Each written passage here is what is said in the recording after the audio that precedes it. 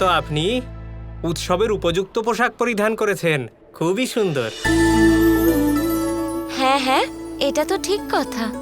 দ্বারকাধীশ, এবার অন্তত এই উৎসব শুরু করা যাক। কিন্তু তার আগে আমাদের বিশেষ অতিথিকে তো আসতে দিন।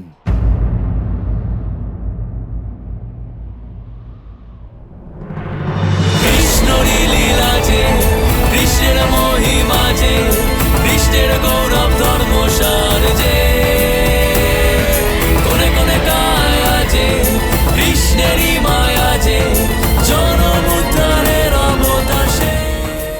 প্রণাম সোমদেব মশাই। আজ সোমদেব মশাই আমাদের বিশেষ অতিথি। আমাকে সম্মানিত করার জন্য ধন্যবাদ শ্রীকৃষ্ণ। এত শীঘ্রতা কেন করছেন? একটু অপেক্ষা করুন। আমাদের উৎসবের বিশেষ অতিথি যখন এসেই পড়েছেন, তখন আমাদের উৎসব শুরু করে দেওয়া উচিত। কিন্তু তা কি করে হয়? এখনো পর্যন্ত আমাদের বিশেষ অতিথি আসেননি। এসব কি বলছেন? একটু আগেই তো আপনি ঘোষণা করলেন যে আমিই বিশেষ অতিথি। হ্যাঁ হ্যাঁ, আপনি অবশ্যই বিশেষ আর এখানে উপস্থিত, কিন্তু আরও একজন বিশেষ অতিথি আসতে চলেছেন। কানাই নিশ্চয়ই কোনো বড় খেলা খেলছে এবার।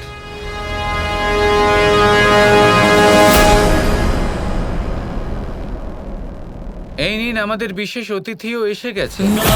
এই যে ধর্মেরই, কৃষ্ণের সুকর্মেরই, আর জিত পুণ্য পাপ, মোহ ত্যাগ ভয় বিলাপ, সর্বনাশ। প্রণাম শ্রীকৃষ্ণ। প্রণাম ভালদেব মশাই। দেখলেন? এবার নিজেই দেখে নিন। বলেছিলাম না আমি আপনাকে, বাবা আপনাকে আপনার লক্ষ্যচ্যুত করবেন বলে আপনাকে অসত্য বলেছেন।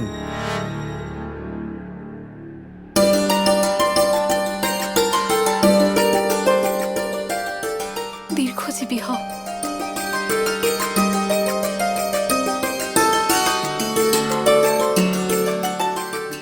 কেমন আছো পুত্র? আপনার আশীর্বাদ থাকতে আমার কি কিছু হতে পারে মা?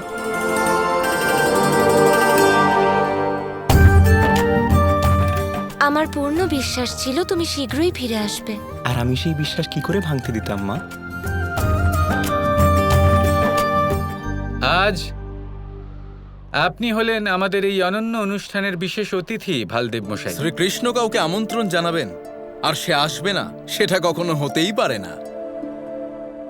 শ্রীকৃষ্ণ, আপনি আমার সাথে যে অভদ্রতা করলেন তার পরিণামে আমি যুদ্ধ করব।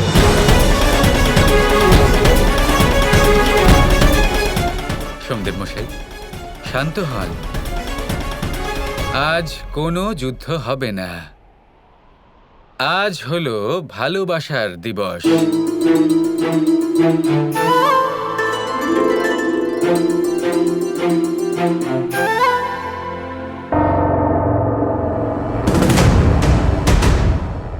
আজ আপনাদের দুজনকে এটা প্রমাণ করতে হবে যে যেখানে প্রেম থাকে সেখানে কোনো যুদ্ধ হয় না।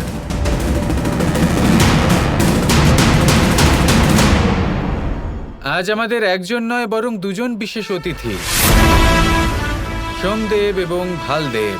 আপনারা দুজন তো এটাই প্রমাণ করতে চেয়েছিলেন যেখানে প্রেম থাকে সেখানে যুদ্ধ হয় না। আমি চাই আপনাদের দুজনকে যদুকুলের গৌরব বলা হোক, কলঙ্ক নয়। আপনাদের দুজনের একতার কারণে যদুকুলের এই নাম উচ্চ স্তরে পৌঁছক। যদি আপনারা দুজন এখানে বিশেষ অতিথি হিসেবে বিরাজমান হন তাহলে বিশেষ সম্মান লাভ করবেন। যদি আপনারা মনের মাঝে প্রেম জাগ্রত করেন তাহলে এখানে উপস্থিত প্রত্যেক ব্যক্তির সামনে একটা শ্রেষ্ঠ উদাহরণ স্থাপন করবেন। যদি আপনারা একে অপরের অস্তিত্ব স্বীকার করেন তাহলে আমাদের এই যদুকুল, তার মধ্যে যে অভ্যন্তরীণ কলহ চলছে তা সমাপ্ত হয়ে যাবে আর সবাই এক হয়ে যাবে। হ্যাঁ হ্যাঁ, যদু বংশের ঐক্য অবিচ্ছিন্ন রাখার জন্য এটাই বড় সুযোগ।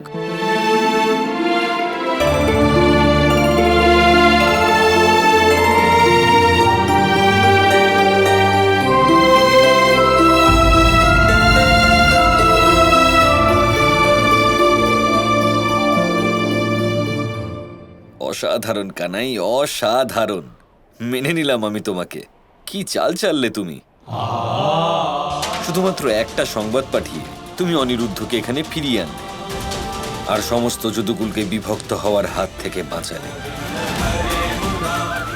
আর সব থেকে বড় ব্যাপার হলো এই যে এই কুটিল সাম্বের জন্য হতে চলা যুদ্ধটাকে তুমি আটকে দিলে।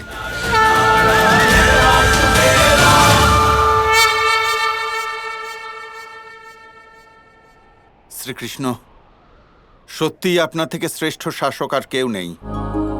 আমাদের ক্ষমা করুন। অভ্যন্তরীণ মতভেদের জন্য আমি অনেক তুচ্ছ কাজ করে ফেলেছি।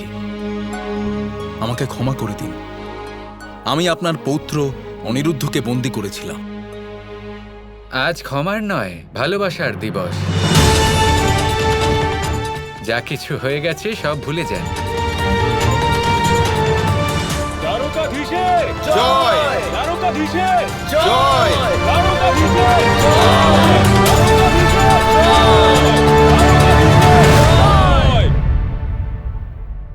আমি এমন কিছুই করিনি যার জন্য আপনারা আমার জয় জয়কার করছেন। যদি এই জয় জয়কারের অধিকারী কেউ হয়, সে হল অনিরুদ্ধ। অনিরুদ্ধ নির্ভীক হয়ে যেভাবে আমাকে এবং দ্বারকাকে বিশ্বাস করেছে, তার জন্য অনিরুদ্ধের যতই প্রশংসা করা হোক না কেন তা কিছুই নয়। এই যুবক যোদ্ধা আমাকে এটাই শিখিয়েছেন যে যদি কাউকে বিশ্বাস করতে চাও তাহলে পূর্ণরূপে করো। কুমার অনিরুদ্ধের জয়! কুমার অনিরুদ্ধের জয়! কুমার অনিরুদ্ধের জয়! কুমার অনিরুদ্ধের রাধা, তুমি ঠিক বলেছিলে। শ্রীকৃষ্ণ যা বলেন তা অবশ্যই পূর্ণ করেন।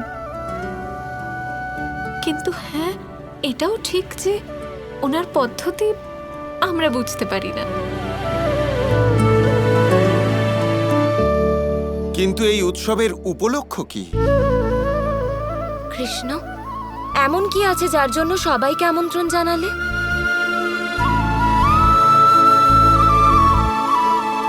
দেখলে, আমি বলেছিলাম না যে আজ হলো প্রেমের দিবস।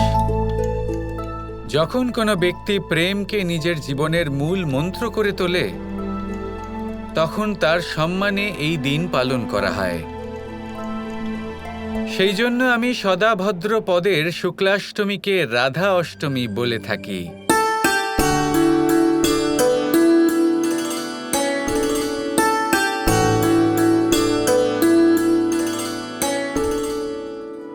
রাধা এই দিনেই পৃথিবীতে এসেছিল। এর নাম হবে রাধা। রাধা, রাধা। আর রাধাই হল প্রেমের প্রতিরূপ।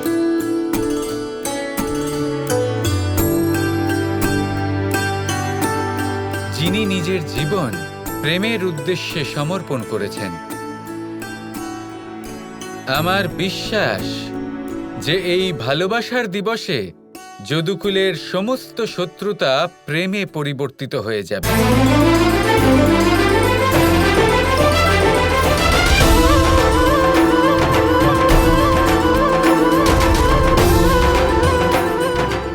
কৃষ্ণ, আমি তো ভুলেই গিয়েছিলাম আজ আমার জন্মদিবস। কিন্তু আমি তো ভুলিনি রাধা।